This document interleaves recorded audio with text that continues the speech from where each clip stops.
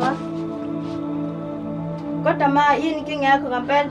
Wena njalo mekoma weekend awulala ekhaya ubuya njalo entatha. Kanti ma kwenzakalani ngawe? Hawu, wena waphuma kumina. Awunazi lapho ngayinaka. Kodwa azemfethu ngibona sifaki kade phela umuntu ehlela nezulu yanetha manje. Ya vele mfethu umuntu uphothekile nawe uyabona. Tsomzinja ya mfethu. Hola. Ngiyathatha le-shite but Cabanga ngala efethu mina ayikhali baba ngingithelefoni yini baba.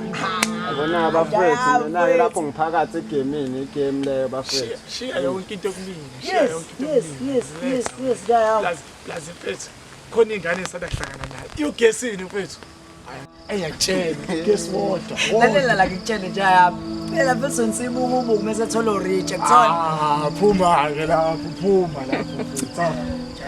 Bafethu kodwa manje uzophatha le ngane le kuThulundi bafethu ingidingi le ngane mfethu kade mfethu sizoyishima nje. Vele sicela ukulinda. Bese ngishilo kuhamba nami indlela.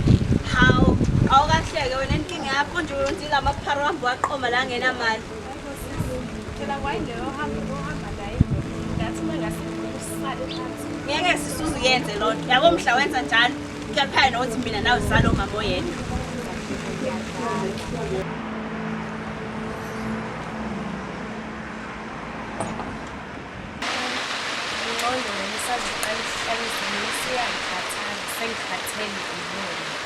Kodwa-ke ngizoba necebo lokuthi siphile kangcono manje esiphilayo njengamanje. Yabo umuntu uyakwazi ukuwa komunye umuzi ngabe kade wahamba ekhaya. Kanti uthatha ukuphuza utshwala mi mani kwenzakalani lana? Cela ngani? Yonke lento eyenzakala mina ngiyiqondi. Uthini nikhuluma ngani? Uyabheda lo mfana yasedaki udaka kabuhlungu udaka kanje lena. Uthi wena uyiphethe kahle kahle uphila impilo yona lona.